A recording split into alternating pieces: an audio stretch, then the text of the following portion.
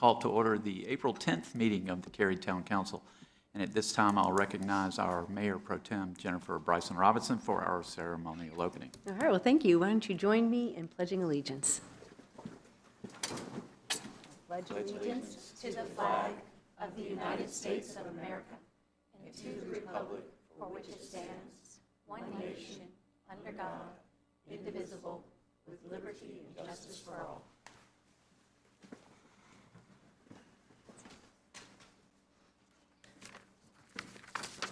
First order of business is to adopt the agenda. If there are no changes to the agenda, I would entertain a motion. So moved. Second. There's a motion and a second. Discussion. All in favor, please say aye. Aye. Any opposed? Motion carries unanimously. That takes us to recognitions, reports, and presentations. And at this time, I'll turn it over to our town manager, Sean Stiegel, for his update. Thank you, Mayor, Council. Earlier tonight, we held another in our series of work sessions focusing on the budget in detail. I want to use this opportunity to publicly thank the council and staff for the challenging and very meaningful work that's being done on our financial position. It's making a real difference. For our citizens, I'll offer another reminder that all of these meetings are open to the public and there are great opportunities for citizens to learn about the considerations that go into deciding which services we offer and at what levels, as well as an understanding that costs associated with everything we do and our options for paying for it all.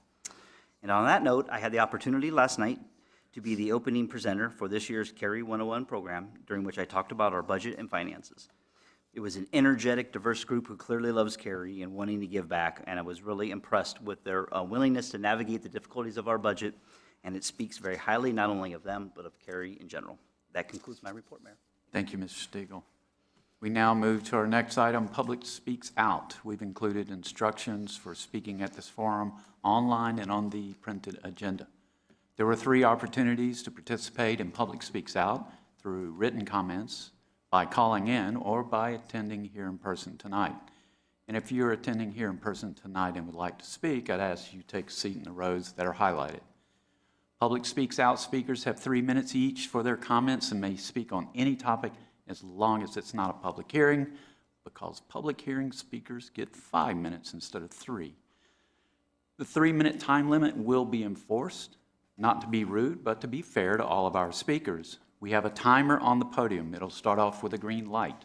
When it turns yellow, that means you have 30 seconds remaining. When it flashes red, that's the point I'll interrupt you. Again, not to be rude, but to be fair to all of our speakers.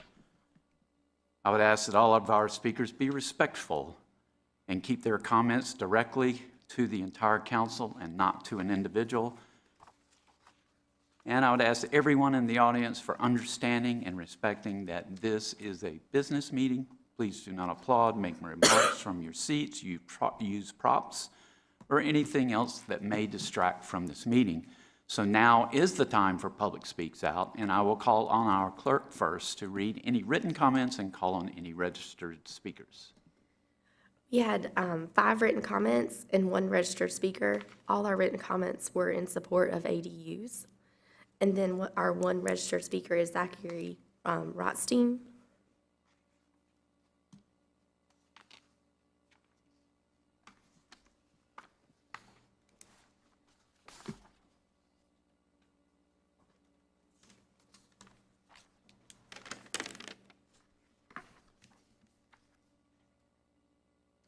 My name is Cary Rothstein. I live on West Maryland Circle, and I'm here to talk about the old Apex Road rezoning. When I spoke before the council 4 months ago in December, I stressed that this project should be tabled to enable more negotiations with neighbors and hopefully improvements to the conditions. And I'm glad to say that that's exactly what's happened. Myself, along with neighbors Jim Shupp and Tom Pira, negotiated with the developer since then to try to improve the overall density of the project and the transition faced by the abutting neighbors. Due to those efforts, several improvements have been made. Those include an overall reduction in density by 10%, height limits for buildings along the frontage of Old Apex Road, as well as improvements in Pod 1 to the benefit of the abutting neighbors. Of course, I do not believe that this project is perfect. The developer has made a lot of concessions, so I don't think that they feel it's perfect either. In fact, there probably isn't anyone who thinks it's perfect. That being said, I'm here speaking in favor of the passing of this rezoning, because after the positive changes that have been made, I personally feel that this is the best option that's on the table. We can all see that Cary is urbanizing, and if this project is rejected, I can't help but think, what will come next? The idea that this land will remain undeveloped forever seems like a fool's notion. So what are the chances that the next development that rolls around will be even more dense and even less desirable? This is a concern that I've discussed with family, friends, neighbors, and even privately with members of the council. I think it's a reasonable concern, and it's the main reason that I'm standing here saying this tonight. I have tried throughout this process to be as objective and reasonable as possible, and while I know that what I'm saying here tonight may leave some folks unhappy, I hope that they can see that I am simply doing and saying what I believe makes logical sense. While I can only speak on behalf of my group of 3, I have received numerous emails of support from neighbors in response to the explanation of why I'm speaking in favor of the rezoning. So, because I believe that this project is the best of a lot of not so great options, this project has come a long way. I recommend the council reconsider approving this rezoning request. Before I go, I just want to say thanks to the Singh team for their cordiality and respect throughout our negotiations. I want to thank the council for their steadfast support of their constituents. And of course, I want to thank my neighbors, and especially Jim and Tom, without whom I don't think these improvements would have happened. Thank you. Thank you. No additional registered speakers. If you are here attending tonight and would like to speak at Public Speaks Out, now's your opportunity, and I would invite you forward. Anyone?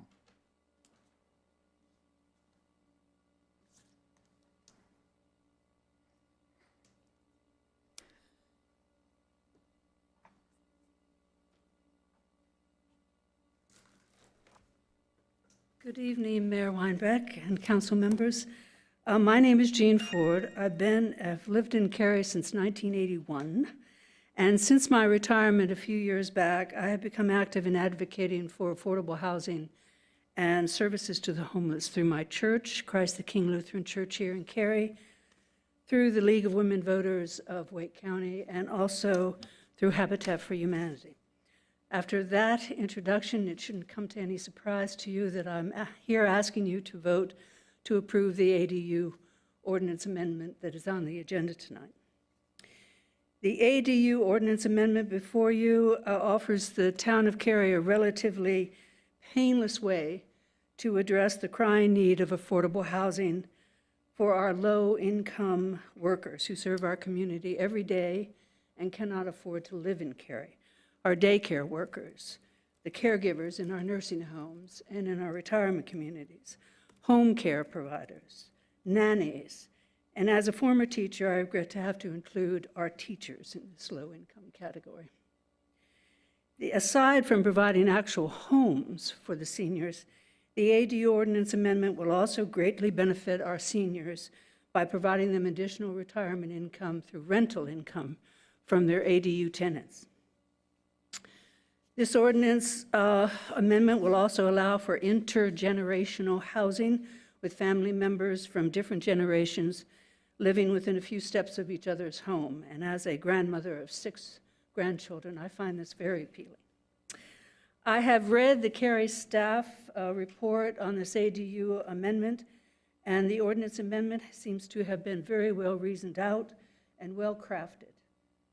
It has set reasonable restrictions on the location, the height, and square footage of proposed newly constructed ADUs in Cary. And these restrictions, I believe, are designed to protect the character of existing neighborhoods should ADUs be constructed there. And I commend the staff for its stated commitment to inform Cary residents on the provisions of the ADU ordinance amendment, should it pass, and it will, and to also expedite the process by which Cary residents can obtain permits to build affordable housing, ADUs. It is also true that at this point in time, there are many businesses that are flourishing in the design and construction of ADUs, so that Cary residents will have a wealth of information and opportunities to actually build. Let me end again by where I began, by stating this ADU ordinance amendment offers the town of Cary an easy avenue to address the urgent need of affordable housing for our low-income workers and residents. Thank you. Thank you. Anyone else to speak at Public Speaks Out? Seeing no one, I'll close Public Speaks Out. Oh, we have one more.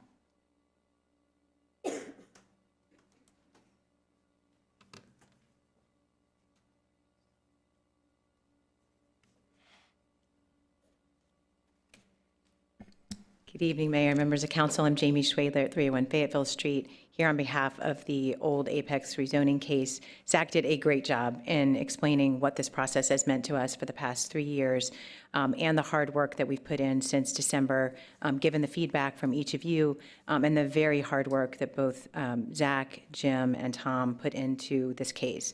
Their zealous advocacy resulted in the case that's before you tonight, and it wouldn't have happened without that encouragement from the council and their steadfast advocacy for their neighbors. I think he said it best when he noted that a hallmark of a compromise means that not everyone is happy, but it does mean that when citizens step forward and invest that time and represent their community in the best way that they know how, that compromise should be upheld. And we look forward that when council takes its action tonight, that they reward that action and the hard work that these gentlemen have put into it and approve the case. Thank you very much. Thank you. Anyone else for Public Speaks Out? I'll close Public Speaks Out and we'll move to the consent agenda. This is item 4, if you're following along. For the benefit of people watching our meeting and streaming or on TV, I'll take a moment to review the consent agenda items. Please keep in mind that one vote approves all of these items on the consent agenda. We have proposed amendment to traffic schedule regarding parking, recognition and appropriation of funds to repair the Gathering House, bid award for South Cary Water Reclamation Facility Maintenance Facility, bid award for North Cary Water Reclamation Facility Clarifier Mechanism Replacement Project, 2024 minutes for approval. Would council like any of these items pulled for discussion? If not, I would entertain a motion to approve. So moved. Second. There's a motion and a second. Discussion. All in favor, please say aye. Aye. Any opposed? Motion carries unanimously, and that takes us to public hearings. Same rules apply for public hearings that apply for Public Speaks Out, with one exception. Speakers now have 5 minutes each for their comments. Our first public hearing is 22 REZ 20, Alston Commons PDP. Principal Planner Aaron Puckett will introduce the item. Council will not take action on this item tonight, but it will be referred to our Planning and Zoning Board for their review and recommendation, and it will return to council at a future date. Ms. Puckett. Thank you, and good evening, council. This is a request to rezone approximately 22.74 acres at NC 55 Highway and Petty Farm Road. The site is located on the east side of NC 55, with frontage on both sides of Petty Farm Road. The recently constructed Novell Cary apartment development is located directly to the north, and Alston Town Center is across NC 55 to the west. A Town of Cary water tower is located directly south of the site. For some additional site history, this assemblage is within the Alston Activity Center concept plan, which was approved by council in 2006, and is in traffic analysis zone 15 of the Petty Farm neighborhood. This area generally allows office, commercial, and residential uses. There was also a previous annexation proposed for a portion of the property related at the time to a development plan for a car wash, although if annexed, the existing zoning would have allowed a number of uses by right. Council denied that annexation in November of 2020. For additional locational context, here's the site in the greater Alston area. Here you can see the proximity to the Brickyard development nearby and Parkside Town Commons further to the north. There are a number of multifamily developments nearby in the Alston area as well. The recently approved rezoning and annexation for Alston Yards is approximately 1.2 miles to the north. There are power lines along a portion of the site's frontage on Petty Farm Road. Per the LDO, utility lines are required to be installed underground, and plans for utility installation will be reviewed during development plan. Cary's GIS indicates potential stream buffers impacting portions of the subject property. but field determination of such features is required at time of development plan review. The Parks, Recreation, and Cultural Resources Master Plan indicates a proposed street-side trail along a portion of the NC 55 frontage of this site south of McCrimmon Parkway. In addition, a portion of the old Carpenter Greenway corridor is planned along Good Hope Church Road. The site has frontage on 2 thoroughfares, NC 55 and the future extension of McCrimmon Parkway, which would be constructed through the site with this project. The site also fronts Good Hope Church Road. NCDOT will close Good Hope Church Road at its crossing with CSX Railroad in the future. The site is currently zoned Office Research and Development, or ORD, and it is also in the Mixed Use Overlay District, as well as the Alston Activity Center Concept Plan. And the applicant proposes to rezone the site to Mixed Use District, or MXD, with a preliminary development plan, and the Mixed Use Overlay District would remain. The preliminary development plan is divided into 5 pods. Pod 1 is a commercial pod, which may be developed with a single-story commercial use and surface parking. Pods 2 and 3 are mixed-use pods, which may include commercial, office, and residential uses. Buildings may be between 3 and 7 stories, and at least 75% of parking will be in a structured parking facility. Pod 4 includes only residential uses and may also be in 3 to 7 story buildings with at least 75% structured parking. And finally, Pod 5 is an office pod. Commercial uses are also permitted in this pod. The tallest buildings are allowed in this pod between 3 and 10 stories, and at least half of the parking in this pod would be in structures. Some conceptual detail of the potential layout of pods 1 through 4 are shown on the PDP, while Pod 5 lacks any conceptual details regarding the site layout at this time. The PDP also provides a 15-foot streetscape along Petty Farm Road and 30-foot streetscapes along the NC 55 and McCrimmon Parkway frontages, widening to 40 feet along Good Hope Church Road. This is consistent with or exceeding LDO requirements, except for the portion of McCrimmon Parkway, which abuts the residential pod, where a 50-foot streetscape would otherwise be required for a residential use. 10-foot perimeter buffers are provided to the north and south. As the adjacent properties are also within the mixed-use overlay district, perimeter buffers are not required, so this does exceed the LDO standard. A perimeter buffer is required adjacent to the railroad, as it is outside of the overlay district. And in this case, the applicant proposes to meet the LDO required width of 20 feet along the office pod and modify the perimeter buffer to a 20-foot buffer along the residential pod, but only if residential units are not located directly adjacent to the railroad. For example, they could have parking located between the units on the railroad. Otherwise, a 50-foot type A buffer would apply, which would exceed LDO requirements. One champion tree is also proposed to be preserved of the 2 that were identified on site. And street-side trail is offered along all site frontages on NC 55, McCrimmon Parkway, and the short frontage on Good Hope Church Road. This exceeds the LDO requirement, as Cary's long-range plan shows street-side trail only along a portion of the NC 55 frontage. The applicant has also offered traffic improvements at all 7 site access points and will be subject to right-of-way dedication and improvements along all frontages as applicable. This includes construction of the portion of the McCrimmon Parkway extension along the site frontage. We anticipate the railroad crossing would be grade separated, so details regarding the full extent of the road construction to be completed with this project would be reviewed at time of development plan. We anticipate McCrimmon Parkway to stub to the potential future bridge. The LDO would typically require a site of this size to provide a complete street network through the site, connecting to adjacent thoroughfares or collectors. Based on the conceptual PDP layout, the road network would be provided approximately as shown here in yellow. The applicant proposes to modify a portion of this network with an access way midway through, which will be loaded on one or both sides with angled parking and may only have sidewalk on one side. This cross-section is also a departure from the Petty Farm Road design, which this ties into. Use intensities across the site include up to 625 residential units, a maximum 30,000 square foot car wash, and a minimum of 15,000 and maximum of 25,000 square feet of commercial uses other than the car wash, and a minimum of 50,000 and maximum of 200,000 square feet of office uses. Within these use categories, a number of uses are permitted.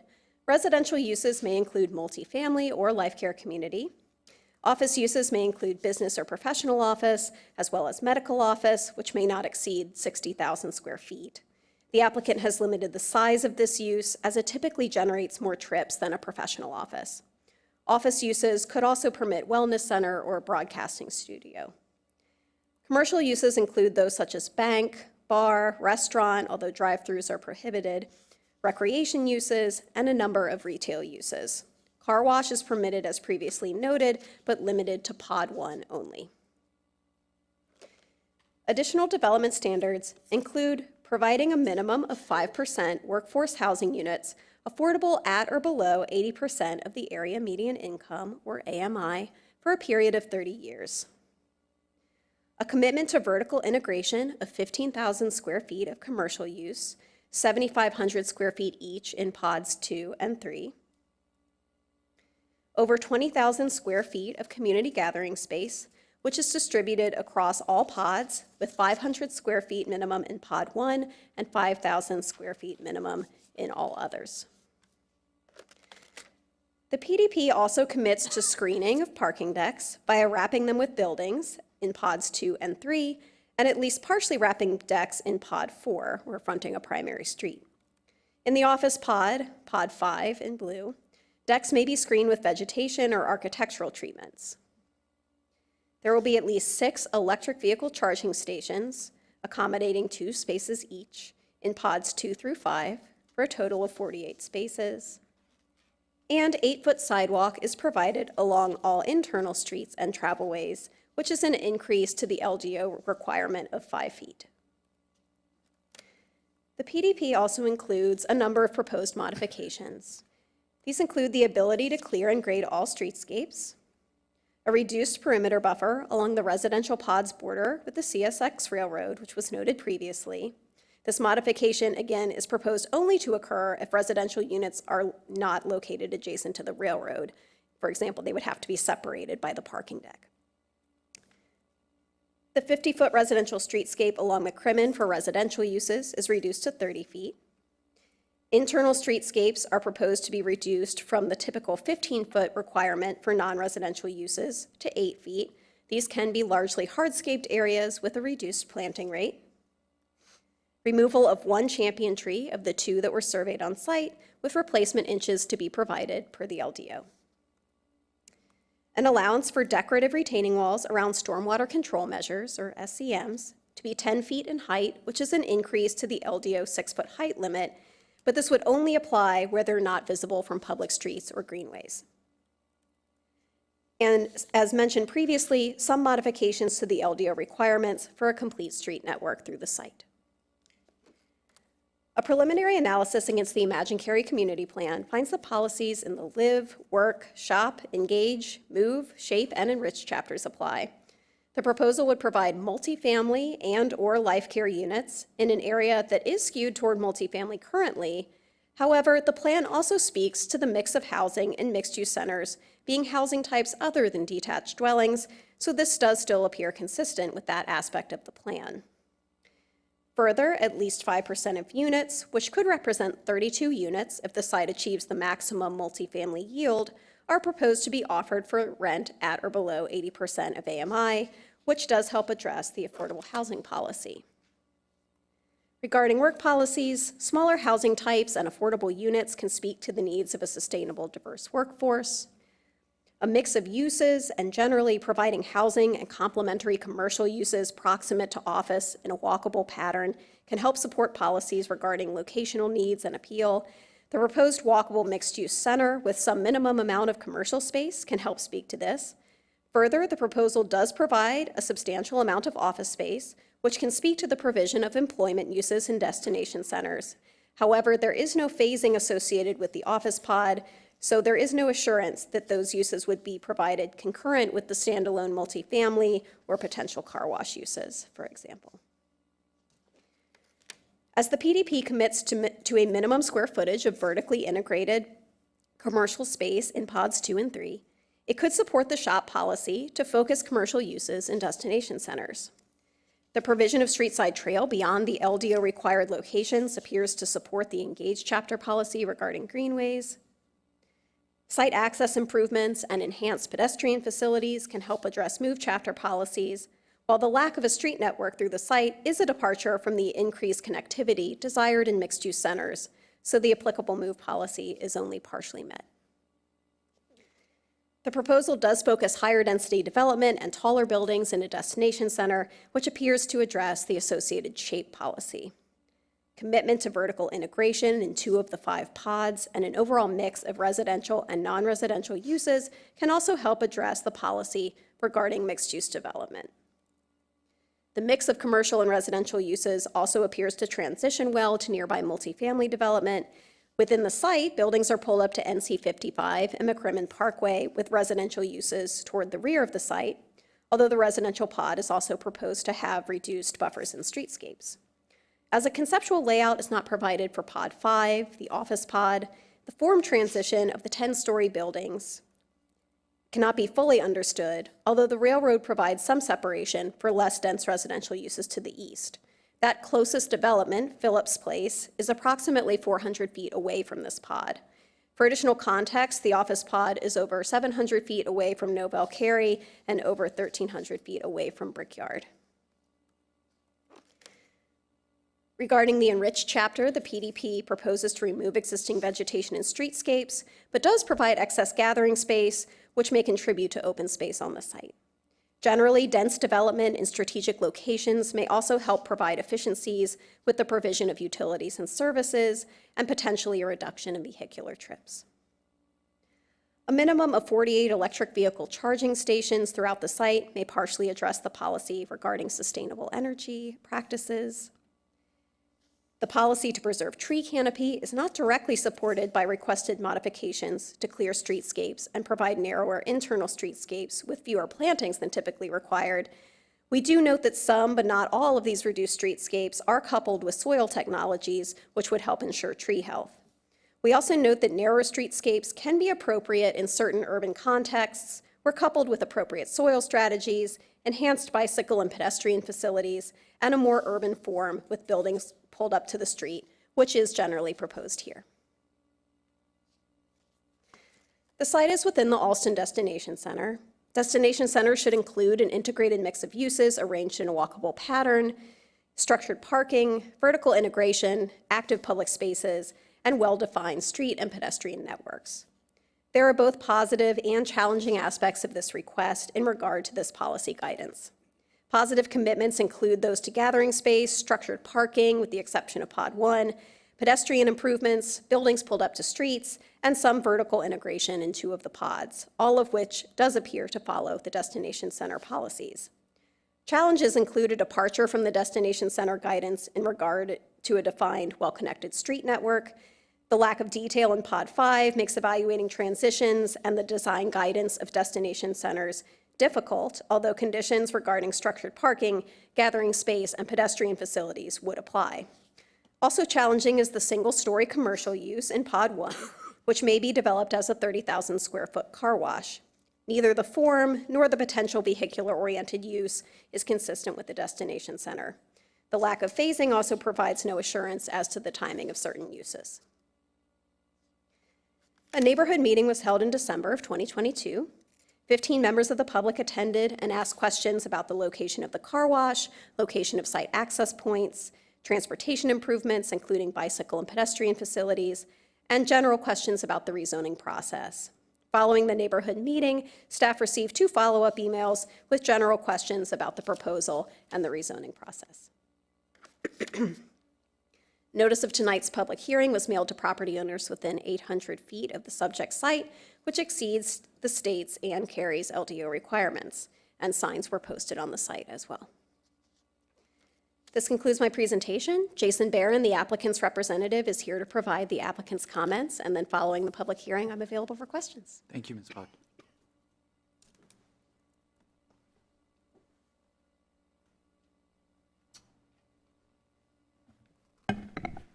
Good evening, Mayor, members of council. Jason Barron with Morningstar Law Group. It's good to see each of you again.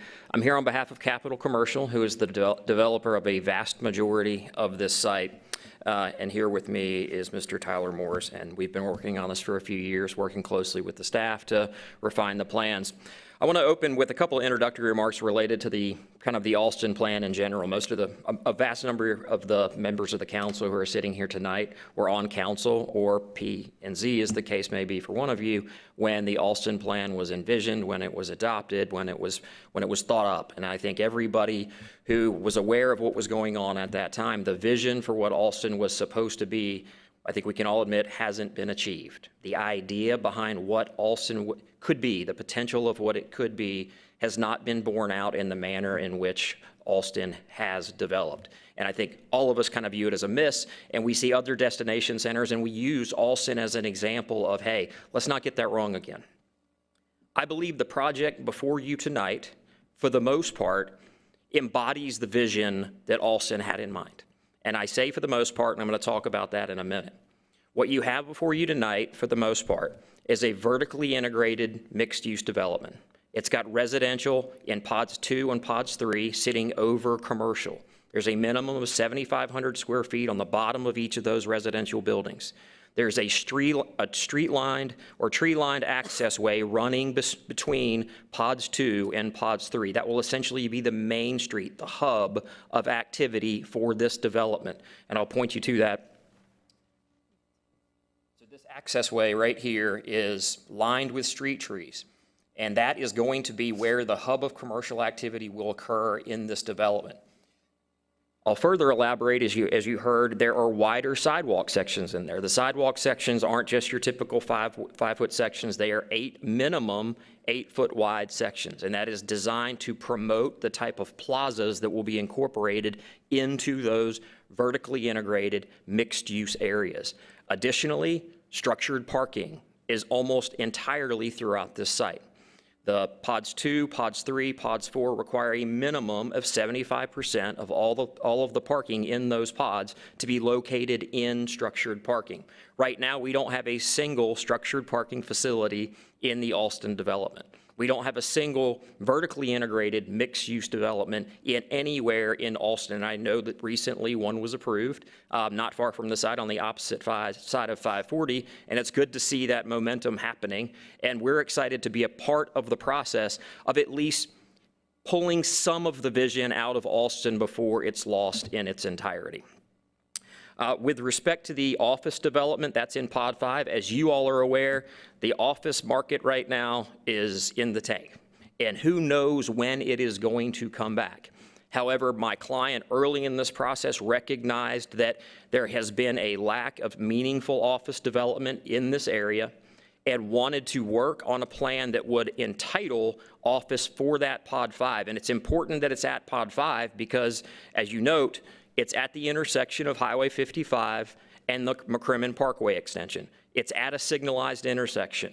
It is a multi-story, it is envisioned to be a multi-story building. It's a minimum of 50,000 square feet, a maximum of 200,000 square feet. The idea being, we believe this is an opportunity not only to kind of recapture some of that original vision that Alston was supposed to be with mixed use, vertically mixed use, highly walkable, highly integrated development, but also to pull some of that office back into the plan that we haven't really seen materialize in the way that we all hoped when Alston was originally thought up.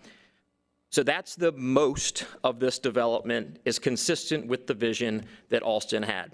The part that is not is the car wash.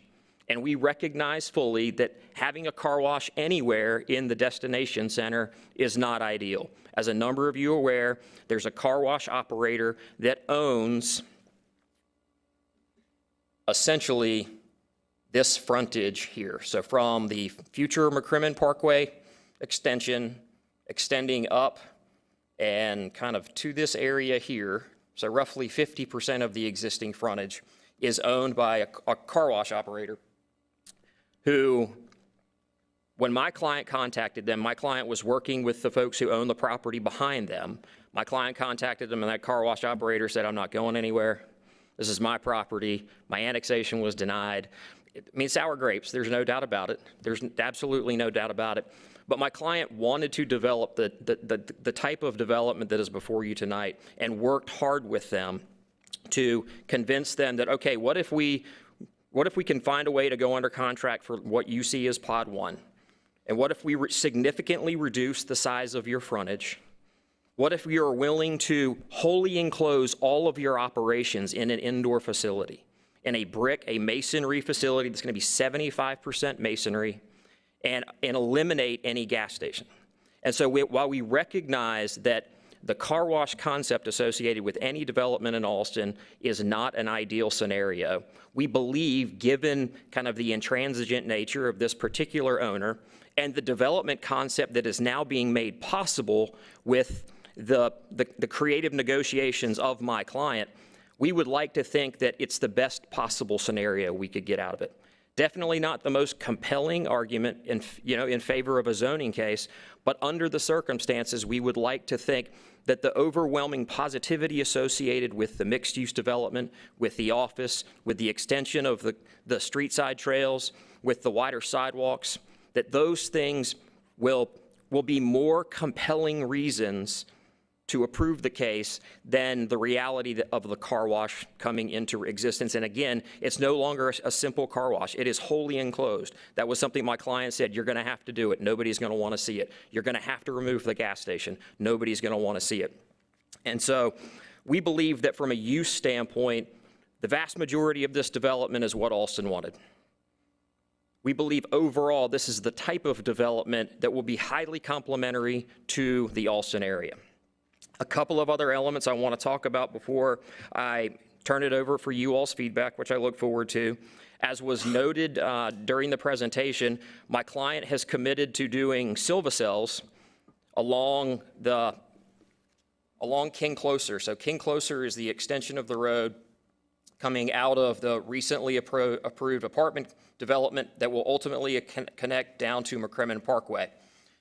We understand that in a number of instances, the town is having problem maintaining upper story street side trees. We've worked with your urban forester to try to come up with a solution, and my client has committed to doing Silva cells in order to support the upper story trees within the King Closer streetscape. That is significant because those cells are designed to ensure that upper story trees can grow, they can grow healthy, they can grow to full maturity, and we really appreciate, and you should appreciate, the dogmatic work that the urban forester put into this project to get that type of commitment out of my client, because those are not inexpensive. Each cell is $5,000 per tree. And so I mentioned that to you because your urban forester is doing great work on your behalf. She's very convincing and very committed to it. As you heard, affordable housing, we have a commitment to do 5% of the units at 80% AMI. We're installing 48 electric vehicle charging stations. From a walkability standpoint, as you heard, we're volunteering street side trails where street side trails aren't required. We're doing wider sidewalks where wider sidewalks are not required. This is going to be a highly walkable, integrated mixed-use development. Lastly, but certainly not least, the traffic study. I don't think I've worked on a development in Northwest Cary where every single recommended improvement from the traffic study is being done. If you flipped through, typically when I review a staff report on any case that I work on, especially in Northwest Cary, I flip through and I get to the traffic study part and I kind of hold my nose like, oh, where are all the red X's? What aren't we doing as part of this development? Not in this case. Every single one is a green check mark. My client is doing every single recommended improvement in the traffic study. And more importantly, when that traffic study was run, we thought there were going to be 12 gas station fueling vehicle positions in Lot 1. Those have since been removed. So the traffic assumptions that were made assumed 12 fueling stations. Our engineers did a trip generation comparison, and for the overall development, our development as proposed tonight is generating 32% less traffic as a result of removing those vehicle fueling stations. But we're still doing every single commitment, every single recommendation from the traffic study as if we were still generating all of that traffic that was assumed at the beginning of the process. So that's another way of saying we're being highly conservative in the manner in which we're handling traffic in a place where we know there is a lot of traffic. Again, I recognize it's not a perfect case, but I would like to think that on balance, this is the type of case that we can kind of say, you know what, it's the best of all worlds with respect to this particular piece of property where you've got a property owner who's not going anywhere. We figured out a way to kind of slide him off to the side, put him in a wholly enclosed building. We're making it brick. It's going to be 75% masonry. There is no gas station associated with it. And by being able to do that, we're giving birth to something that is, I think everybody is going to be proud of. So with that, we look forward to your feedback. I recognize the process. We're going to have months of work after this. So whatever you have to share, my client is committed to working on as we work our way through the process. Thank you. Thank you, Mr. Barron. Oh, sorry, I was waiting on you, but I haven't opened the public hearing yet. Now it's time for the public hearing for 22 REZ 20 Alston Commons PDP. And I'll check on the clerk for any written comments or any call-in speakers or any registered speakers. We had no written comments and one registered speaker. Our first registered speaker only went John Petty. Mr. Petty.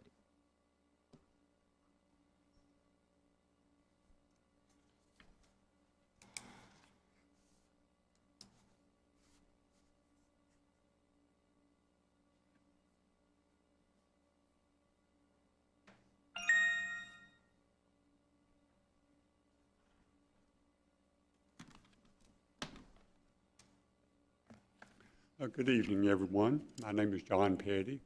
I live at 1725 Petty Farm Road on land that's been in the family for generations. My daddy grew up there. My daddy's mother grew up there. She grew up in a small cabin. It's down behind where the pool is now, in Brickyard. Anyway, I was concerned with, several things. One is there doesn't seem to be much of a buffer between my property, which is at least currently residential, and, the commercial that's beside of me. And it turns out, after all the planning and all, that commercial turns out to be a car wash instead of all the fancy things, which I've heard.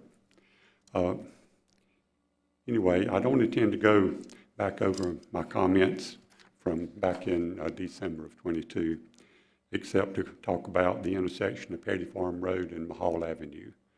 I am concerned that that'll no longer be the four-way intersection that it is now. I want it to remain as it is.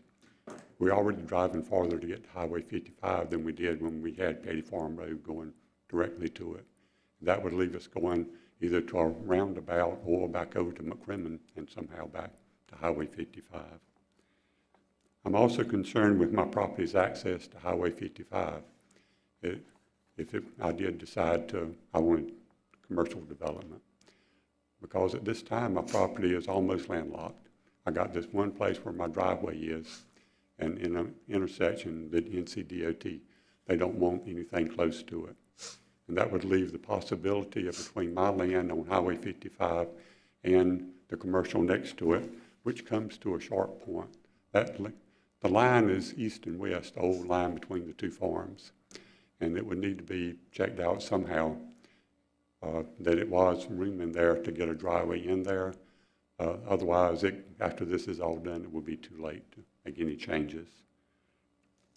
I was also concerned with the many problems that we had with the Brickyard while that was going in. I really couldn't believe everything that happened while it was going in. There was a problem with workers encroaching on my property, people parking inappropriately. I'll leave it there. They even had one company try to create a depot for their equipment at the northwest end of my property. I went down there and they had all their equipment piled up on my property, right in the intersection, Mahal and Highway 55. I'm hoping that, this will be handled differently and it'll, be much more organized, at least in the future. There's just not much of a buffer between my land and the commercial next to it. That's one of the main things that I wanted to bring out. I know that there's some large, potentially dangerous trees right on the property line, which I would cooperate with the people to get them cut down. There's, no point going into it, but they are potentially dangerous. Y'all know about beetles and pines and all that. And I'd cooperate with the people to get them cut out. And I'm hoping with all these changes made that this continues to be a family-friendly area, somewhere that people want to live in. And thanks for your time. Thank Y'all you. have a good day. No additional registered speakers. If you are here in the audience this evening and would like to speak at this public hearing, now's your opportunity, and I would invite you forward. Anyone else to speak at this public hearing?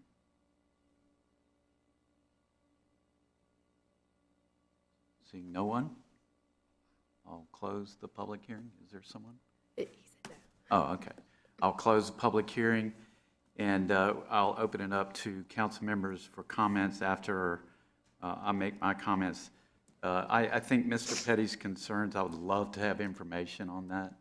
Access to his property sounds like a real valid one, and buffers also sounds valid to me. I would like to know more. To the applicant, I have a problem. Rezonings are about a type of use, and the stories can be 1 to 10.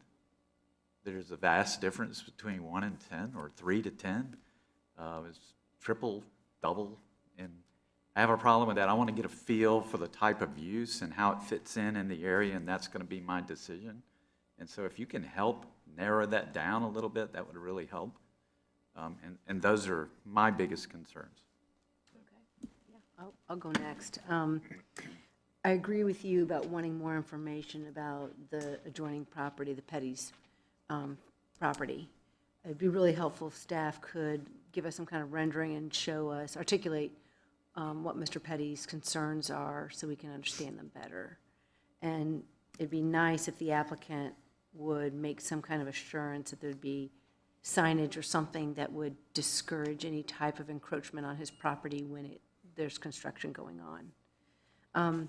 I have a question for staff regarding this, first, the streetscape along McCrimmon. When you went to slide 34, you could see other properties along McCrimmon, and I was wondering if you had a sense for what the setback was for those? The setback for, excuse me, for this project from McCrimmon? No, or- for other properties that are along McCrimmon. I would have to look up that information and get back to you. Okay, I'd be curious to know that, so if you don't mind looking that up and letting us know. Absolutely. My only concern, as far as reducing the buffer on McCrimmon, is that this road goes all the way from Western Cary all the way over to Aviation. I mean, it's a very long road, and it's going to be well-traveled once we get that overpass built. And so I'm concerned about having residential too close to what's going to be a very well-traveled road. So I just have some concern about that. I have some other things, so I'll just go through them if that's okay with you. The first one is the Pod 4 garage. Right now, that's an underutilized railroad corridor, but we could envision someday in the future that it becomes some other better use, like a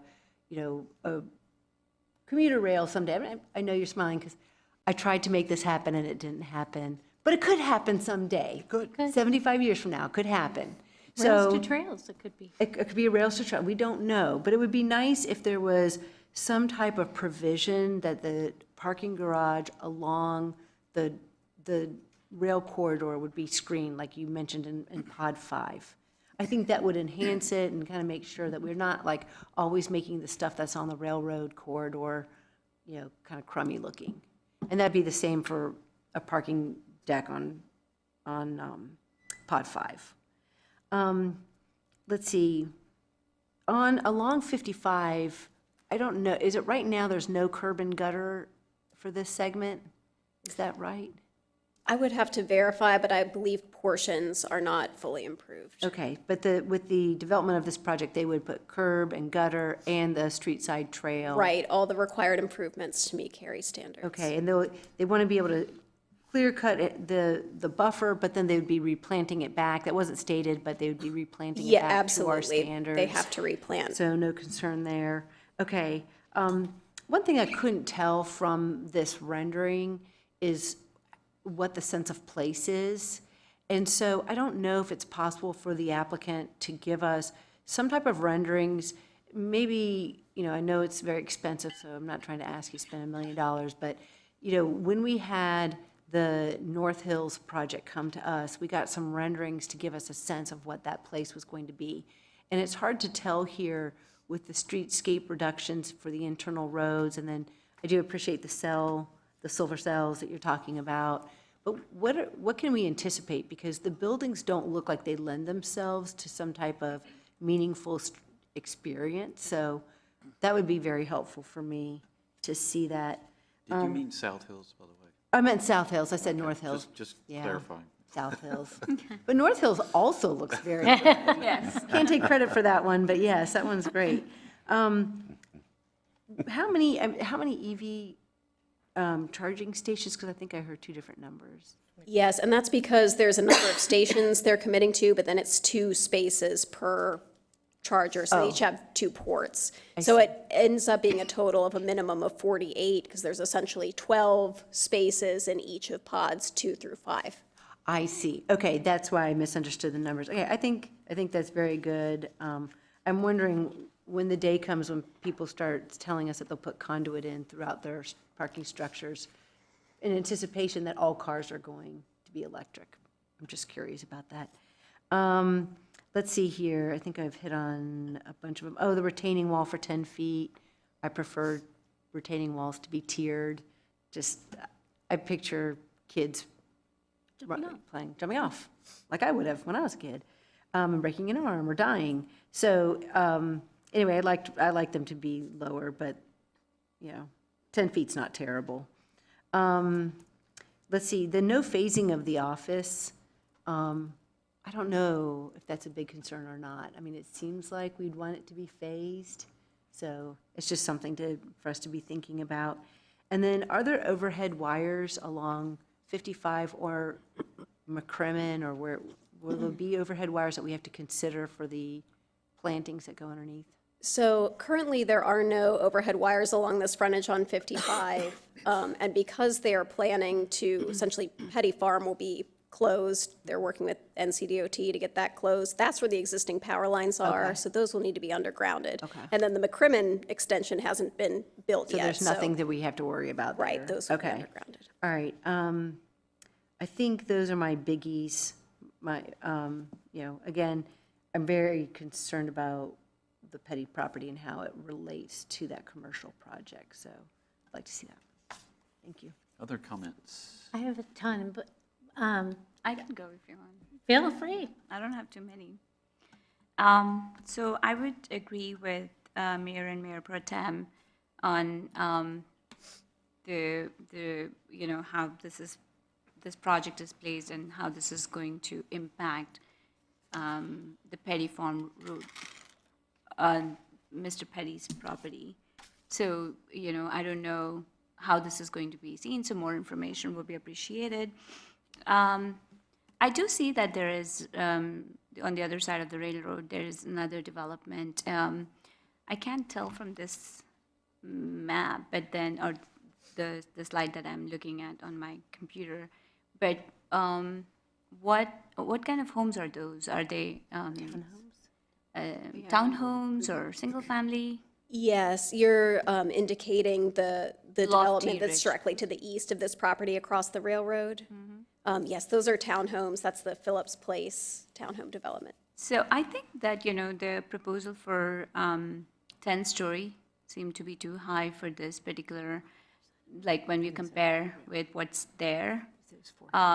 Although, I'm a little torn in my heart because this is 55 and density will be nice, but, we also have to see in relation with other communities that are there. We don't want to disrupt the harmony of the existing neighborhoods.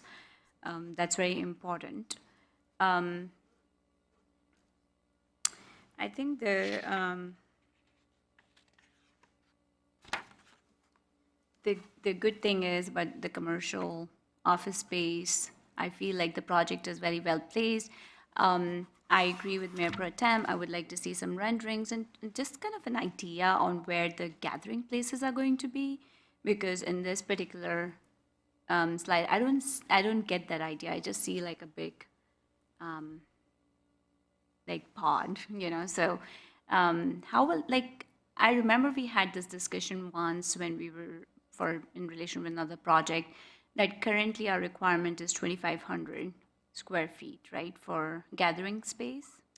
It's scaled with the size of the site. So for a site of this size that's over 20 acres, the LDO baseline requirement is 5,000 square feet. So this would be greatly in excess of that. Okay. But to get an idea on where that is, I think having meaningful space is very important, especially the size of this, the proposal that we have here. That would be wonderful. I have a question about Part 4, where the buffer is between the railroad and Part 4. I don't, at least from the picture, and I could be totally wrong, the picture at least feels that, it's not that much. What kind of buffer is this, and what do we expect? Will we be able to see from the structured parking, we will be able to see the railroad? Or is it thick enough? So it would be one of our less dense planting standards. I believe it's a type B standard that's proposed, which is much less densely planted than a type A. A type A typically does need more width, 30 feet is a good minimum for a type A buffer. So it would be difficult probably to fit that planting standard within 20 or fewer feet. The way that they've proposed that condition, it is technically a reduction to the LDO requirement, which I believe is 30. But the way they have it conceptually laid out is there would be parking there, a parking deck is what's shown between the residential units and the railroad. Otherwise, because that design is conceptual, if the residential units were closer to the railroad, that would become a 50-foot type A buffer. I see. So just because it is structured parking, we can have type B buffer is what? That's what they're proposing. That's what they're proposing? Yes. Got it. I don't have any other questions right now, but I'll come back in case if I do think of something else. Thanks. Other questions? I have a ton. So a car wash that's 30,000 square feet, which is 10 times the size of an average car wash. So it's about a half a football field in size, but all inside. Is that what we're saying? Do we have any idea of what that, besides our masonry requirements, how we can ensure that it doesn't look like a public storage facility that are so many along 55? Do we have appearance guidelines associated with a mega car wash like this? So not specifically to a certain use, but our community appearance manual would apply. So in addition to the masonry requirement, that would include requirements for a certain amount of transparency along NC 55. It would include requirements for other architectural elements like scale elements and articulation and things like that. So there are some minimum standards that apply. As always, an applicant can choose to exceed those requirements. So one of our challenges, just bringing up for the newer council members, was we had a storage facility that abided by the transparency requirements and used bright orange on the inside. Oh, I remember that. Right? And we have multiple storage facilities on 55.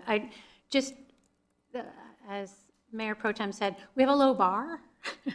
I'd like to ensure that, and I have no reason to believe that it wouldn't be, that the standards are at least with masonry and transparency, so that it looks better than a storage facility. And I think it's an interesting thing. I've never been to a mega car wash, but the one I looked at has like a play area inside for kids and places to eat. And, I think it's an interesting, economic opportunity for someone. But, the last car wash that came through was denied. So, taking that in stride, what's the opportunity for this one to be better than that? And I'm just concerned about that. I'm also concerned the neighborhood meeting was in 2022, right? Can you speak to, we've had a lot of growth, is there an opportunity for the applicant to have another neighborhood meeting, have a lot of people move to the area? I just want to, obviously we had Mr. Petty's feedback, which is great, and I'm glad he was able to come and provide us that feedback, but what does that area look like? now from the original meeting? Yeah, so we did do sort of a quick check on that using our GIS resources. There weren't any additional parcels, so it didn't appear as if that notification distance would have picked up any of like those new townhome lots, things like that. So the actual number of parcels that were picked up were the same today as they were in 2022. Now, it's not to say that property ownership couldn't have changed within that time, certainly. After the initial neighborhood meeting, our LDO doesn't require another one to be held despite the length of time. It's always at the applicant's option. In this case, we simply asked if that was something that they had considered. They told us at the time, no. We do acknowledge that that initial neighborhood meeting was relatively lightly attended. As you noted from my summary, relatively few questions and concerns. So that may have weighed into that decision, but that was ultimately their decision. Well, that's great. My other thoughts and concerns associated with this automobile laundry is I like the idea of it being enclosed. I'm glad that the applicant got rid of the outside accessibility because those vacuums can be quite loud, especially for neighboring communities. So that's good. I'm assuming that if it's enclosed, it's quiet, but I don't want to make any assumptions. So I'm assuming that if a car wash is enclosed, it's quieter than if it wasn't enclosed for the neighbors around the area. Don't want us to get a lot of complaints. They play music? Yeah, my car wash plays music. Really? Okay. And by my, I mean, I don't own a car wash. The one that I go to. Plays music. For all the neighbors. Good clarification. Yeah, I didn't know you had one. I know. How tall is the water tower that's next to this potential 10-story building? Would it be dwarfed by the 10-story? Because we've been up in that water tower. I can't remember how tall it is. I will need to look that up and get back to you. I should have been prepared to answer that. Was it that one, or was it on the Kilmaine? Kilmaine. Oh, but it's the Kilmaine. same size. We don't know. Yeah. We don't We know don't because, yeah, we don't know because There's one. water towers are not all the exact same height, right? Right, depending on where they are in the height level. Yes, we can definitely find out. Okay. I'm not going to repeat anything else that anyone said, but I also have a concern about the phase plan as well. I would personally, and I hope my other council member friends would support going to a 10% affordable housing requirement. And I'd like to see us start inching it down towards 60 and 80% AMI. Today, the average median income is 120,000. You do it to 80,000, you're not even getting teachers in that group, right? So we're not really directing it to the people who need it. And this is in such a prime corridor, right along transit, right next to a highway. It's a great location for some of this types of use. One other thing I'd like to see is if there is going to be something that consumes so much energy, and inside climate controlled, I just never seen a mega wash. So I think I want to go to Ashburn to just check it out. Crossroads, there's an indoor car That wash. big? I don't know how big is the one in Crossroads? I think it's about half the size, the rocket wash. Yeah. It's all inside? Okay. Yeah, I'll have let's to go see it. So it's hard to imagine what something like this is if you've never seen one. But if that's the case, I'd love to see a commitment to some solar panels, some additional environmental, especially considering, I know that many of these mega washes, reuse water. I'd love to know more about just a little bit more detail about the use associated with it and what the impact is. Although a car wash is a great economic boon, just doing some research online, they're everywhere and doing really well. What did you say? They print money? It's very lucrative. Very lucrative, right? But it does not necessarily provide a lot of jobs for the community, but they do take up a lot of space too. So my question is, to the rest of us, is this the best use of this site, right? Which you always normally ask that question. With some of the storage facilities where they ended up, they were a long sliver. We couldn't imagine anything else in that place, but that's just kind of the stream of consciousness. And then the last thing I would ask is about trip generation associated with this. Is the trip generation for a mega car wash similar to the 12-bay gas station? It actually is. So we did circle up with our transportation staff before this meeting. When this proposal initially came in, it was a smaller footprint car wash with 12 fuel pumps, and that was consistent with what was scoped in the traffic study. However, in speaking with our transportation staff, so this gets very complicated, I'm going to try to keep it high level. The trip generation manual that we use from ITE defines several different types of car washes. Most of them are based on the number of wash bays, not necessarily the size. The automated ones are based on size. However, we have some data to inform that from actually the recent rocket wash that had to go to Zeboa, had to do a traffic study. They provided us with some numbers. It was, again, for a car wash about half this size, but a similar format. When we scale that up to this size, it's still below a 12 fuel pump gas station with a car wash. So it is very much, it's definitely not above, and it's similar in terms of trip generation. And I'll caveat that by saying the ITE data that we rely on, the data for car wash is fairly limited, so it's a little bit of a guess. Right. But it does appear to be below what was scoped for the fuel pumps. So is that a right-in, right-out to the car wash, or is it a right-in, and is there a new exit in between the Petty property and this property? How do they enter? So I believe there's a right-in, right-out on 55. I can verify that. Where Petty Farm is built sort of along that site's frontage, they could also have access, is my understanding. Yeah, I'm really concerned of people not realizing that, 55 there does go pretty fast, right? And people are headed towards the highway at 55 on 55 at least. And, coming out with your nice clean car onto the highway and realizing you gotta gun it. Would love to know what that looks like.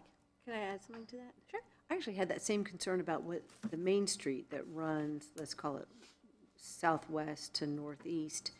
I wondered, you come off of 55 at a pretty fast clip, and now you're suddenly in a main street that's so close to the highway.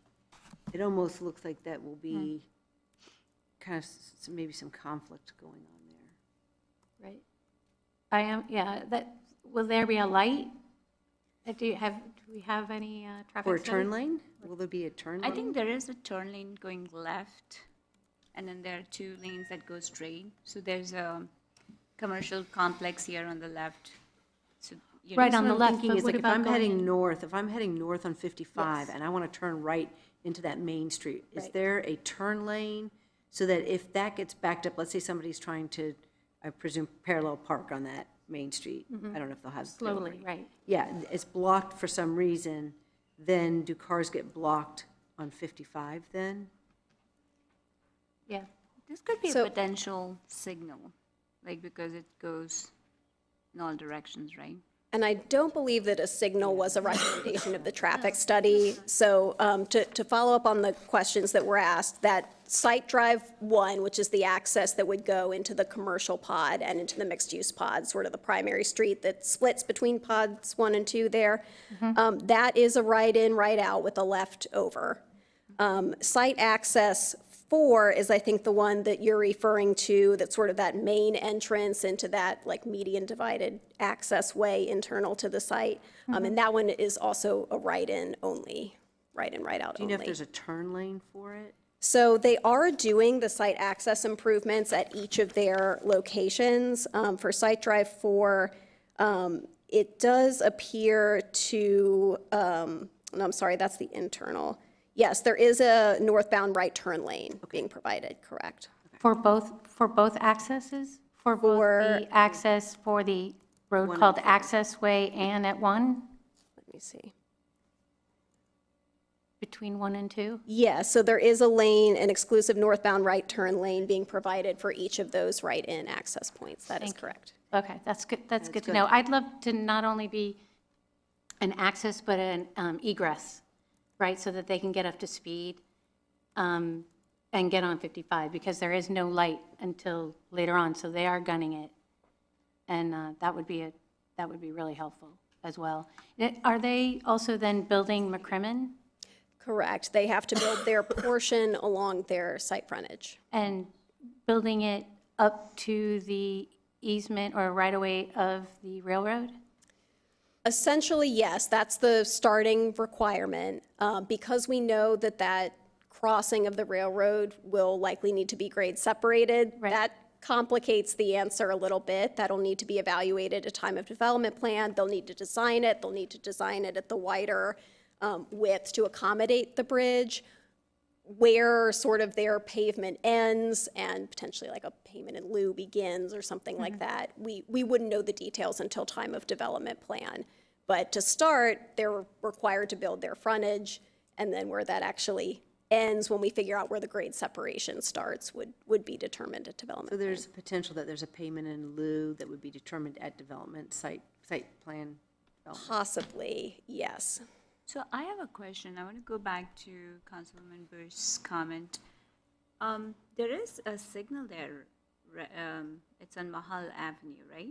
And this site kind of touches Mahal Avenue.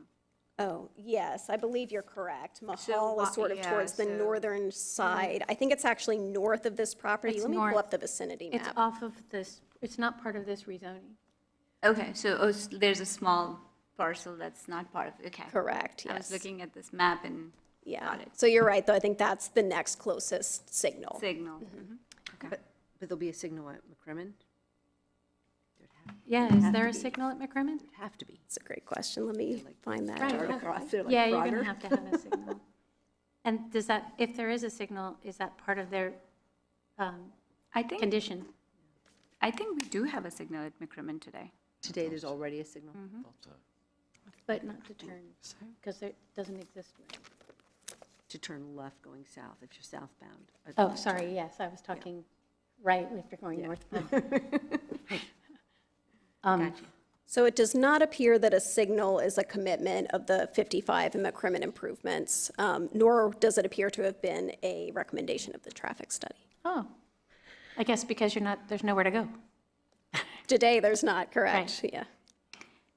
Also, there is a tiny little corner piece north of the Petty property that is, looks like it's owned by the Brickyard, the little triangle.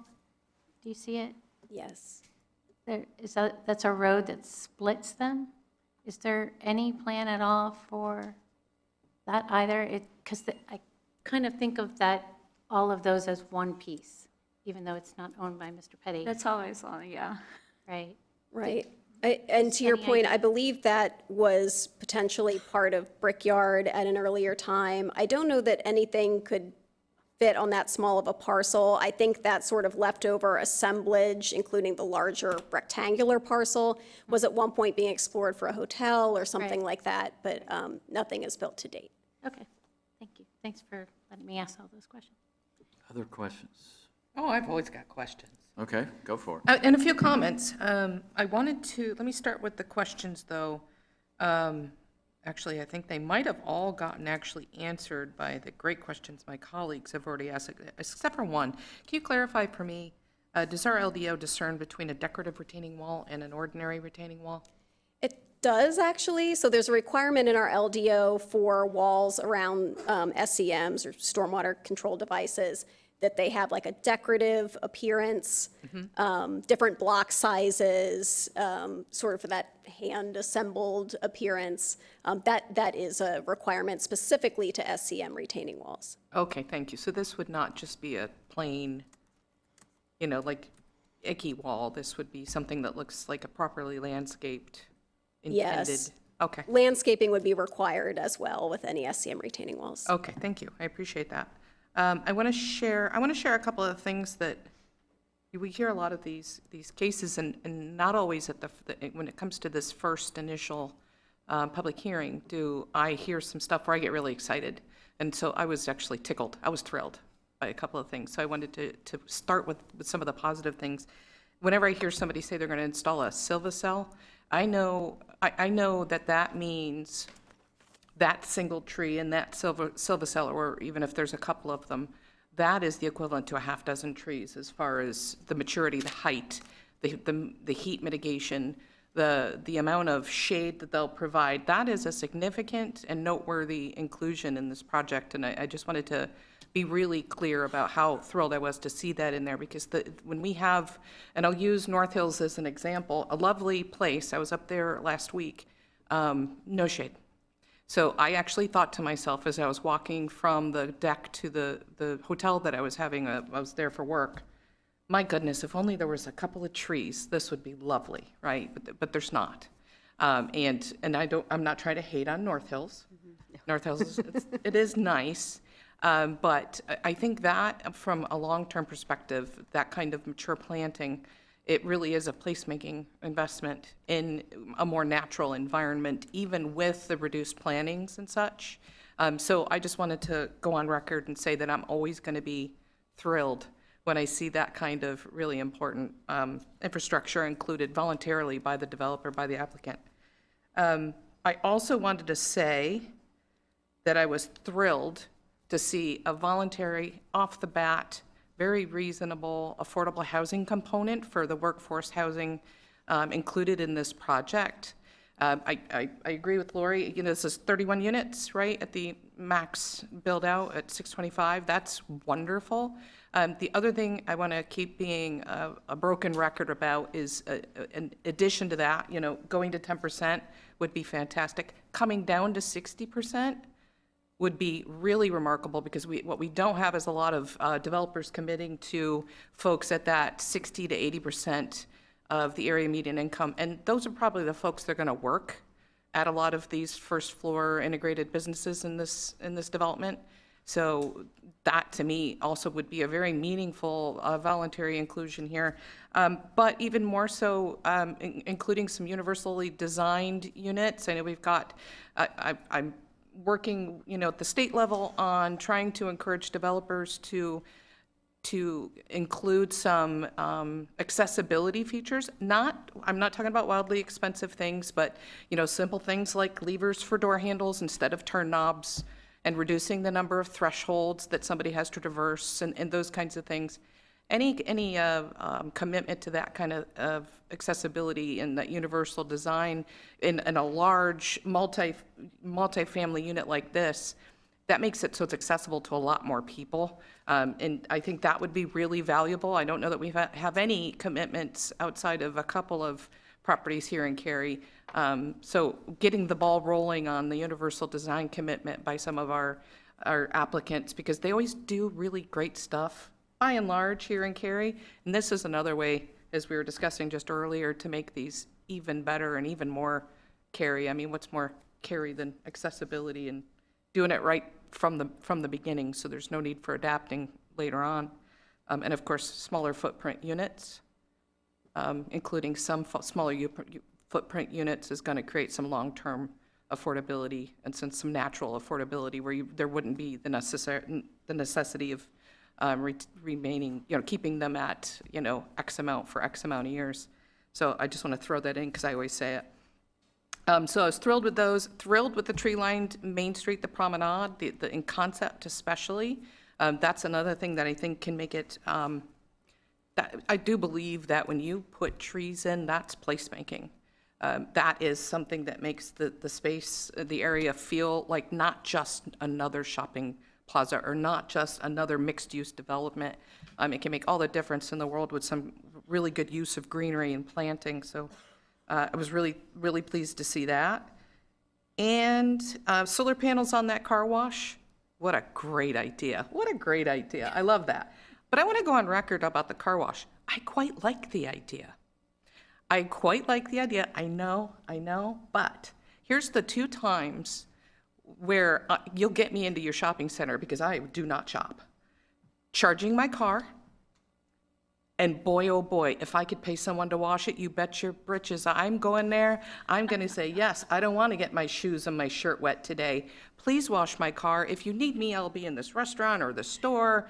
And then if I can also charge it, I'm going to stay even longer. So I was really happy to see a bigger focus on EV charging instead of a focus on, I was really glad to see there wasn't fuel pumps. That's not the future. And, you know, from an environmental perspective, a short-term installation of fuel pumps is not, in our best interest. So I just want to go on record saying I like the gas station, or I like the car wash. But wouldn't it be neat if it didn't look like a storage facility? And I wrote on this paper here, I said, ooh, it'd be neat if it looked like a fire station or something like that. And I point out the fire station because if you look at what Cary's done with some of our fire stations, they're neat. Beautiful. They're neat, right? They could look, like an average box with a big door, but they're not. They're pretty cool. And I think there's some opportunity there. So I just wanted to give my thumbs up on, I kind of like the gas station idea. Car wash. Or, I'm sorry, the car wash. I keep saying gas station. I really need a cup of coffee. And I think that's all. And I'm also tickled and pleased to see that you're doing all the recommendations in the traffic study. Obviously, you want this development to be successful, so you don't want traffic problems. I think that's just smart. And I believe I feel really good. I'm heaping praise. This is a new one for me. So I think that's everything here. I just want to repeat the Silva-Cell thing again. That's fantastic. How about on this end? I'll just quickly echo some things. I was happy to hear about the Silva-Cells, and from the get-go already saying we'll do affordable housing. I feel like we haven't talked about it for a while before tonight that you just mentioned. If we have an opportunity where we're talking about diversity and housing options to put in like studios, or I think you referred to it as smaller footprint. I think that's a good opportunity. And tonight I've heard multiple people talk about how, at 80% AMI, we're not bringing in people like teachers, which of course I am one. And my first apartment had to be a studio apartment. But one thing that Councilmember Johnson pointed out was that doesn't make it affordable just for 30 years. That makes it more affordable than others, just because of the smaller footprint. So those were just a couple of things to point out. Mr. Smith, anything to add? No, really, you've all kind of gave them an exhaustive list. I think from an overall perspective, I liked the way this is shaping up. I think there's appreciated hearing about the respect for the false starts we've had in the area and all that. And I think the reason you're getting so much feedback is our enthusiasm to see something that we want to be really successful. Now, I'm not really good at looking up things, so I can't find an enclosed car wash. I don't know where you found it, Lori, but I can't find it. But I do like the idea that, I don't want to curse the guy that has the idea to put this big monstrosity in, but I sure hope they look at it as this opportunity for all the things we've talked about, where it can be something that isn't just like another storage unit, and please don't use orange at all on that. We've got enough orange on 55 with all the storage units. But I think, I'm kind of like you, Carissa, I kind of thought of the novelty of it and the fact that they thought about where to put it and they were able to reconfigure some of the land swap so that we could have a better product around it. So, I'm open to the idea. I like it. I'd like to see, without trying to punish the applicant, I would like to see, it would just be neat to see how, as they address all these other needs that we have in the multi-use, that this novelty of this fully enclosed be something special. As you said, Carissa, a lot of our newer fire stations have worked in conjunction with our public art board, and some of the stuff we have, I think it's 8, is already out there. So, we might be able to help you with ideas. But look forward to seeing this move forward and see what the rest of the feedback is. Good for me. Any other comments? Well, this will next go to the Planning and Zoning Advisory Board. They're going to evaluate it to see how it matches the Cary Community Plan. During that time, You're invited to ask questions at any time. Erin Puckett would be the best person to answer questions because she will have the latest and greatest, but of course you can contact any of us. And you can speak at any council meeting during Public Speaks Out about this item or any item that you would like to. And so it'll probably go to the Planning and Zoning Board in a couple of months and probably be at least 4 months before we see it again. So in the meantime, again, I welcome you to a council meeting or welcome your questions. And I thank the applicant for the work they've done so far and can ask you to continue to work on some of the items that you heard this evening. And of course, I'm available if you want to ask me any questions. So thanks to all involved, and we'll see this at a later date. Thank you, Ms. Puckett. Thank you. We now move to discussion items. Our first discussion item is 21 REZ 16 Old Apex Road rezoning. Assistant Planning Director Katie Dry will give the staff's reports, and council may take action. Ms. Dry. Good evening, Mayor and Council.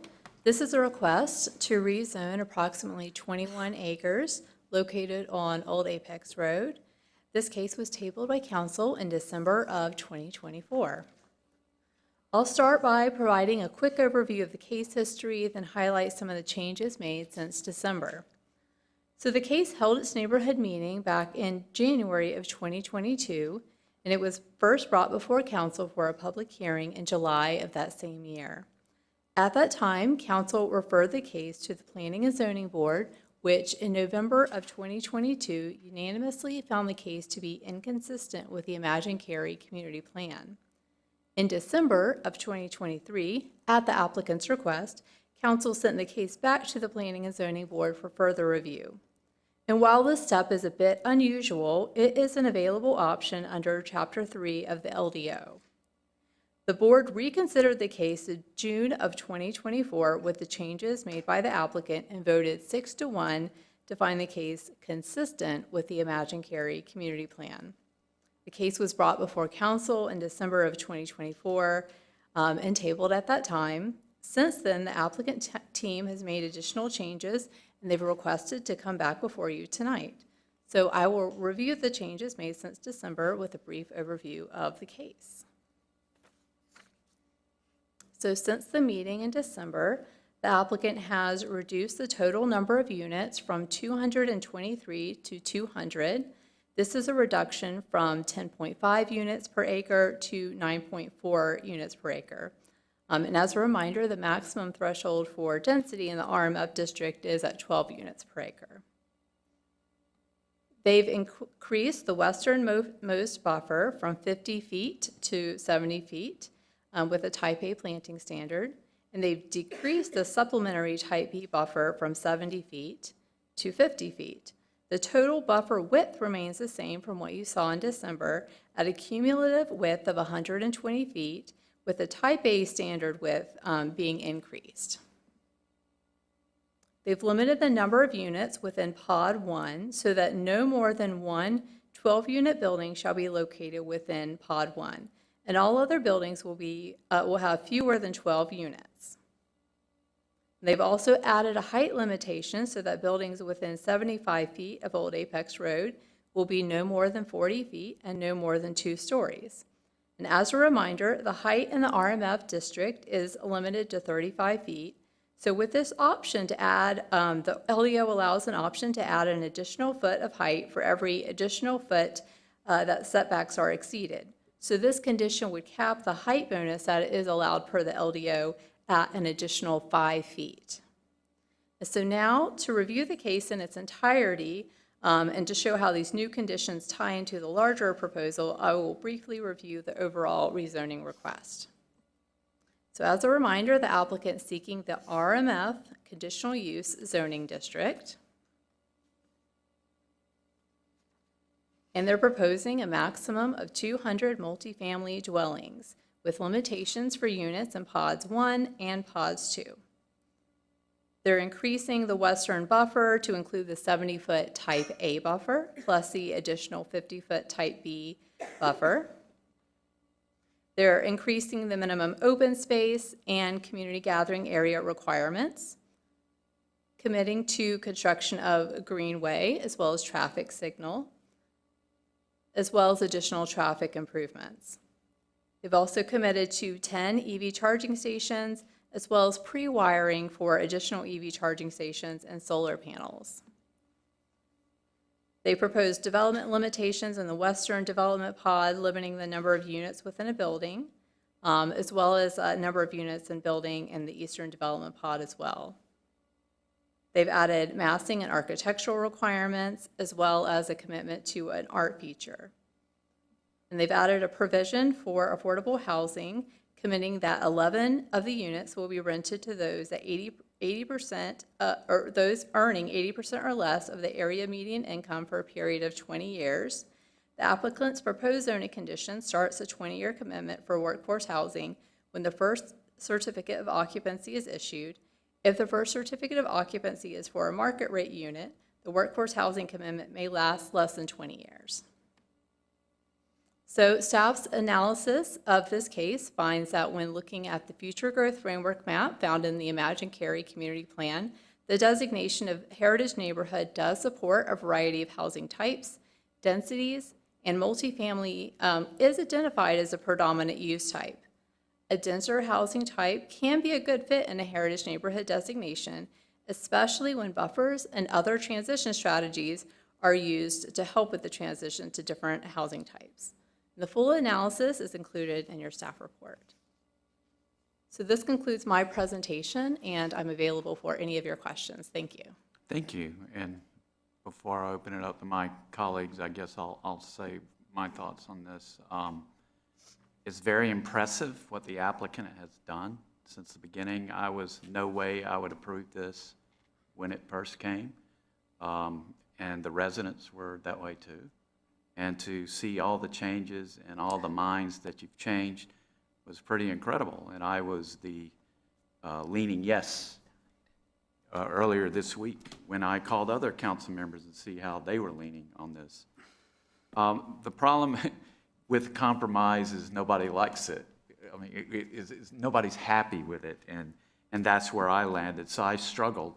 And I'm using a phrase that my 36-year experienced colleague used, 51-49, and I've been there all week, and I've flopped this way, and I flopped that way, and I flopped this way, and I flopped that way.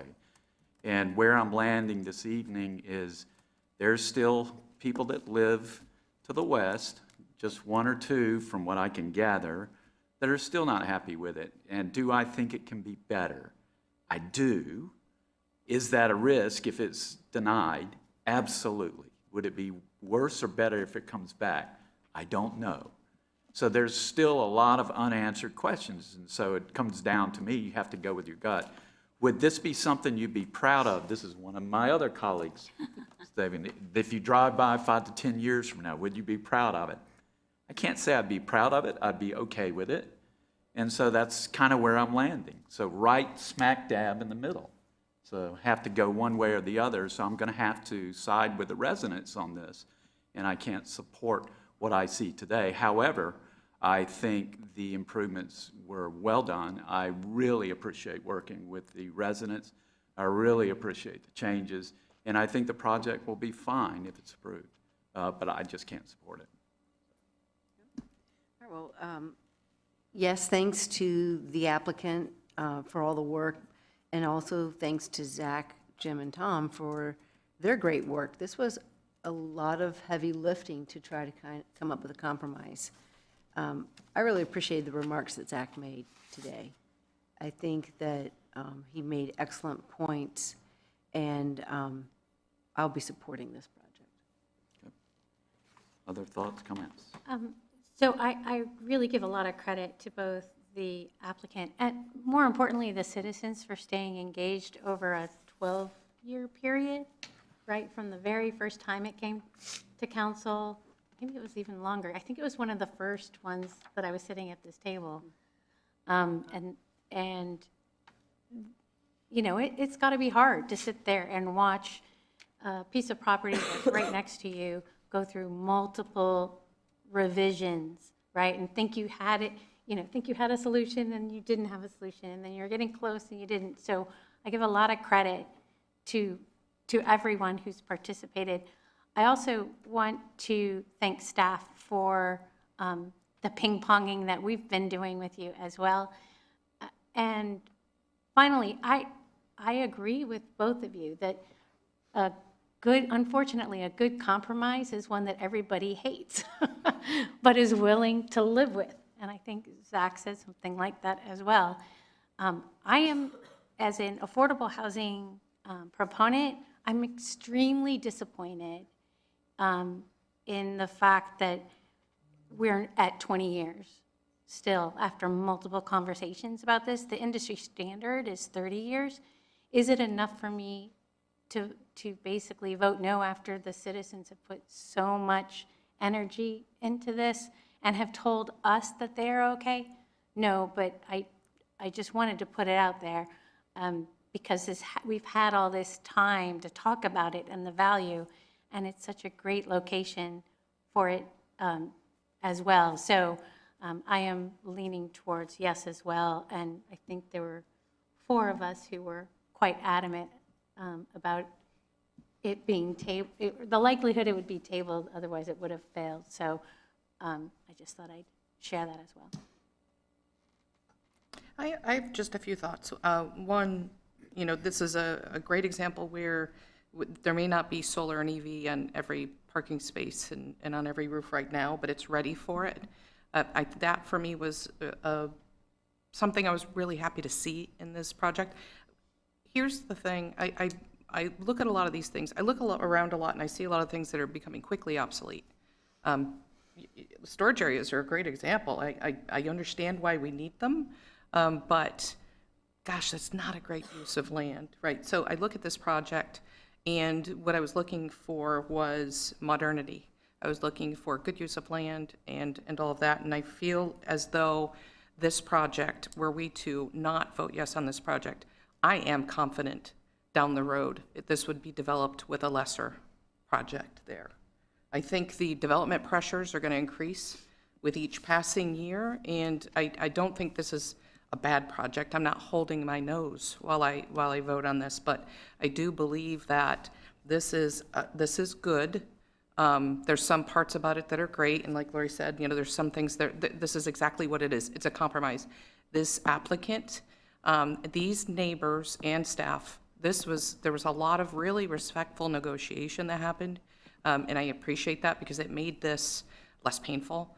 And I believe that this project is going to be a net add to Cary.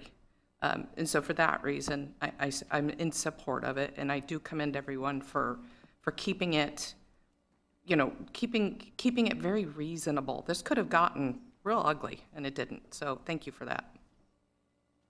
How about this end? I would say that, I really appreciate the engagement from the residents and applicants who were willing to, have the conversation with the residents. It's a very, I was so happy to hear from Zach. He emailed me as well, sharing that, he's in support of this project, and 6 months ago, that was not the case. So this is a classic example where both the parties can come together, and I understand that some residents are still not very much in favor, but I do believe that down the road, 10 years down the road, when I drive by this project, I will be very happy with it because the quality of the project is going to be very good. So I'm in support of this project. I do think this is a project that I will be able to drive by and feel proud of, and I respect the fact that we have differing opinions, of course. I also am very sorry that everybody can't be happy in the project, but a year and 4 months on council, that's definitely sunk in at this point. But I have been most happy to know that the neighbors that were reaching out to us consistently, I appreciate you sticking with that and continuing to stay in contact with us, asking questions and following up to see how we're feeling about things. And I really appreciate the applicant working with the neighbors and the neighbors' advocacy. It's what we all want to see more in every project that comes before us, and I will be supporting it. Mr. Smith? Yeah, it's my district, so you saved me for last, right? Now, look, You've all said it. This applicant has demonstrated their ability to do good work in this town. They're great folks. Sometimes we just can't agree, but I think what makes this place so special is we can do that in a non-disagreeable way. I mean, I really appreciate listening to everybody on here. And unfortunately, the mayor took all my cliches about 51 and 49 and all that. Look, I walked this with some of those neighbors that have now accepted this, and I fully respect that. They live there, and they're the most. And they've said it best, considering the options they believe, they were comfortable in support. Since that time, I've heard from the community. For me, it really is a tough one because I do respect the applicant and all the work they do. And on this one, it's just, you know, I don't want to get into the cliches of the, you know, the driving by and everything else. You started with something that and you made it better.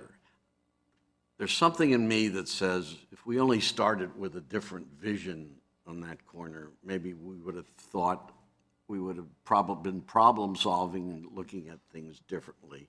But we started with this one concept, and to their credit, it's hard for me to imagine it getting to this point. So I do applaud that. But in the end, you know, I've talked to my community there. I've listened to them.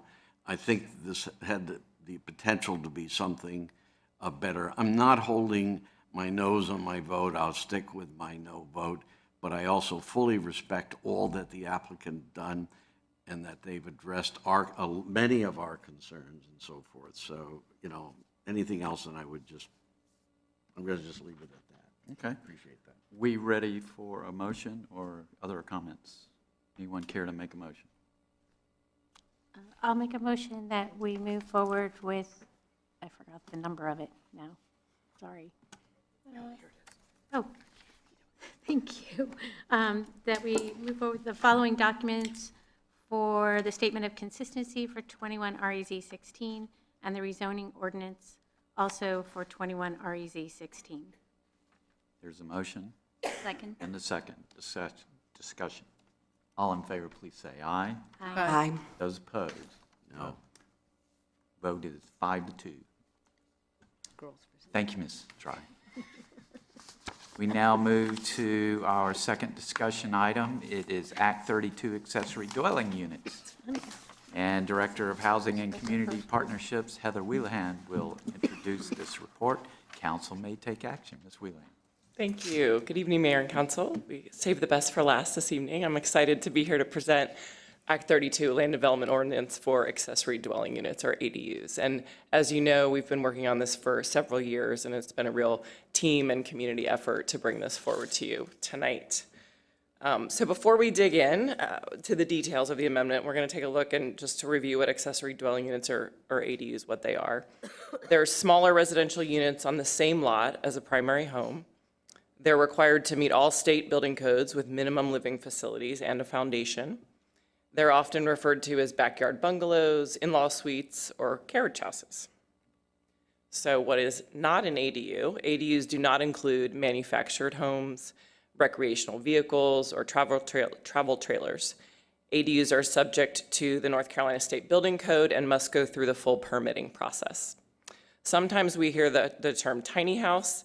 These could be ADUs or not. It just really depends. So for example, if a tiny house is located on wheels and not on a permanent foundation, it would not be classified as an ADU.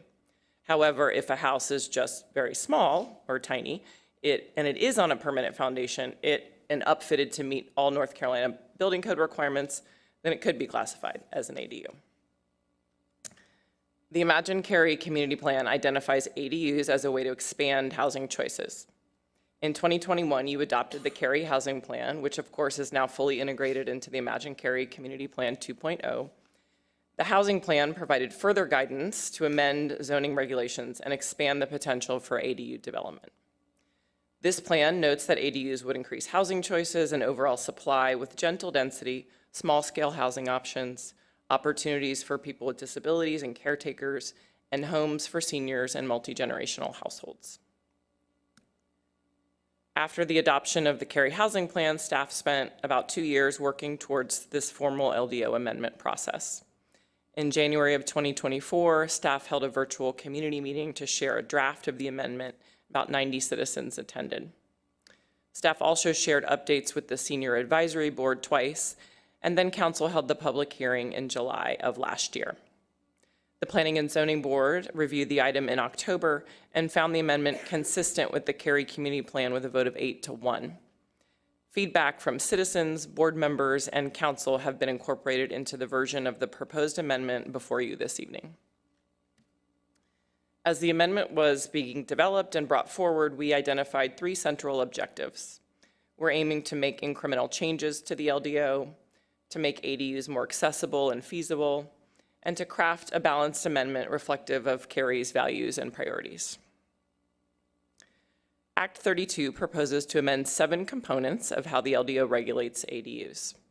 It would consolidate ADU and UDU, or utility dwelling unit definitions, allow detached ADUs in more areas, increase the maximum size allowed, require 1 parking space per ADU, remove the regulations around which facade doors can face, implement a height limit in areas newly permitted to have ADUs, and exclude unconditioned floor area from the regulatory calculation.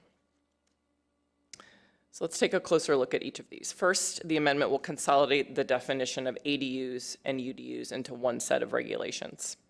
This change will reflect industry terminology and help streamline the process for citizens and staff. Next, the amendment aims to allow detached ADUs in more areas.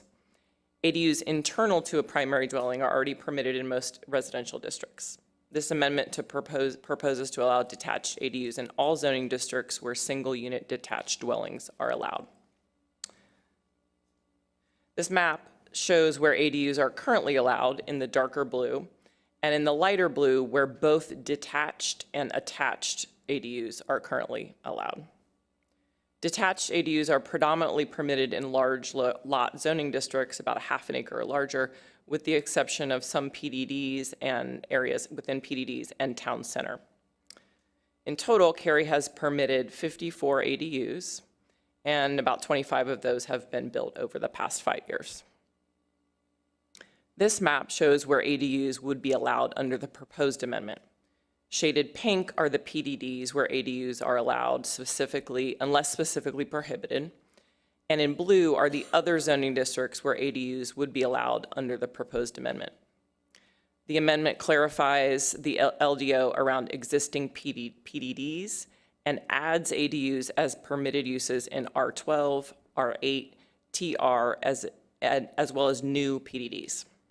And it's worth noting here that existing subdivision or HOA covenants regarding ADUs, which are enforced by homeowners associations, would still apply. Third, the proposed amendment would increase the maximum ADU size from 33% of the primary area of the primary dwelling to 50%, with an overall maximum of 800 square feet, unless the lot is 40,000 square feet or larger, and then the maximum would be 1,000 square feet. Cary requires ADUs to be constructed with a permanent foundation that meets residential building code. This higher construction standard makes it more difficult to build smaller ADUs that meet Cary's standards. In addition to construction feasibility, the 33% limit disproportionately impacts Cary residents with smaller dwellings. This change would help make ADUs more feasible while maintaining health and safety benefits of adhering to residential building codes. Next, the ADU amendment would require 1 additional parking spot per ADU, regardless of the number of bedrooms within the ADU or the primary home. Currently, the LDO requires 1 additional space per bedroom for detached ADUs and a total of 4 on-site for attached ADUs. With the proposed amendment, a homeowner who builds an ADU would be required to provide a total of 3 parking spaces, 2 for the primary dwelling, which is the current LDO requirement, and then 1 additional off-street space to accommodate the ADU. Currently, Cary's LDO does not allow ADUs to have entrances on the front street-facing wall of the principal structure. In 2015, the North Carolina legislature adopted restrictions on the ability of municipalities to regulate residential architecture, including the location of doors. Cary has not been enforcing this provision, and so the amendment will formally remove it from the ordinance. Now let's look at ADU height. In compliance with recent legislation restricting local governments from downzoning existing properties, Act 32 proposes no change to maximum height where ADUs are already allowed. Where ADUs would be newly allowed, that's in R12, R8, TR, and new PDDs, ADUs would be limited to being no taller than the primary dwelling. This will help ensure compatibility with existing neighborhoods. And finally, the proposed amendment clarifies that ADUs are regulated based on heated floor area.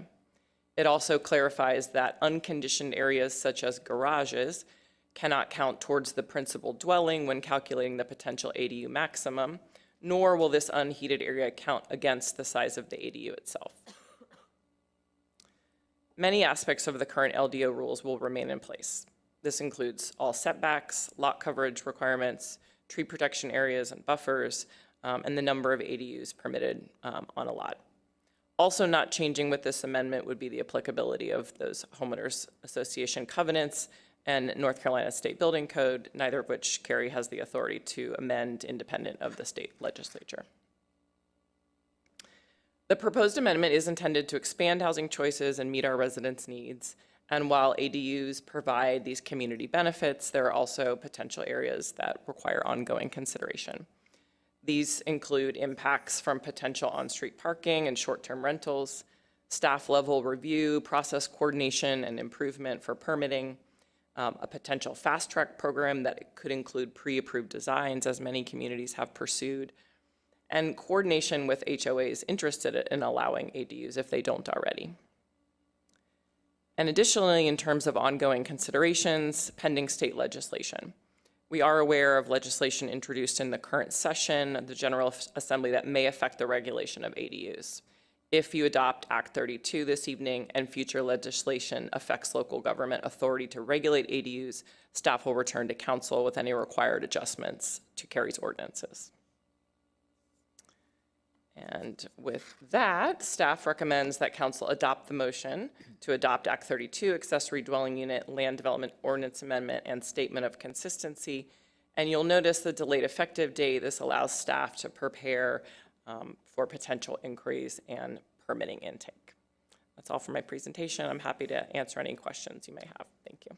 Thank you. I'll open it up to council members for questions or comments.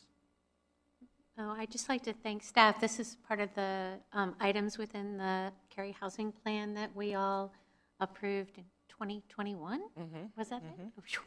And this was not an easy feat, and I got a chance to listen to the Planning and Zoning Board go through everything from height restrictions, what does it look like, that sort of thing. So I really do commend you all. It is not a small ordinance, and it may not affect that many houses, but it will make a difference for some folks who really want this capability and ability. So thank you for doing all that hard work. Lori beat me to it. This is phenomenal, and it's for those who will, especially those who are right now just waiting. This is, especially for some families, it's a game changer, and staff has been so patient explaining everything, and, why can't we this? Why can't we that? I apologize. I didn't know anything when I first started about ADUs, and now I feel like I've really learned a lot from our staff because y'all really know what you're doing. So this is just fantastic. So just want, and all the folks that have been so supportive in the community. I know Ms. Ford showed up tonight to speak, about this, and she's part of several groups that have been really big champions of this as well. And so I just wanted to commend them on that as well for caring. Now, it doesn't impact HOAs, correct? Right now, it doesn't. Right now. No, I understand that. And my point is, if there's ever a time we wanted to partner, and is there ever a group of homes that have the potential to have ADAs, it would be in HOAs. And I just hope that somehow this sets a standard for that discussion to keep going. I'd love, you know, in my dreams, I would love to see it be an initiative by the HOA rather than legislative authority or anything else. But, you know, times are changing, and I think some of these HOAs have got to look. There was a day you couldn't have solar. Yeah. You know, and those days are changing. And I'd like to put this in that category, because I think there's a lot of places that, just by the nature of those HOAs, have the lot sizes and still have the way to protect the spirit of ordinances in an HOA and so forth. So that's kind of just a personal observation I felt like I had to share. Thank you. Sorry. I love your optimistic attitude, Councilmember Smith. I think I'm just excited about this new change. This is a great path forward, great vision for Cary, and this is going to help a lot of homeowners, and I'm just very excited about it. When I was running for office, expanding the opportunity to have more ADUs was one of the things I was talking about at the doors I was knocking. And I remember one of the first meetings I did in January 2024 was sitting outside my son's middle school, listening before I went into the theater production. I believe it was that night. So I'm just super excited that we're here and ready to move forward.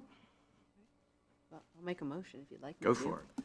Okay, I move that we adopt the following documents attached to the online agenda: the Statement of Consistency for Act 32 and the Ordinance for Act 32. A second. There's a motion and a second. Further discussion? All in favor, please say aye. Aye. Any opposed? Motion carries unanimously. Thank you, Ms. Wheeler. Thank you, Council. We have no further business this evening. I declare this meeting adjourned.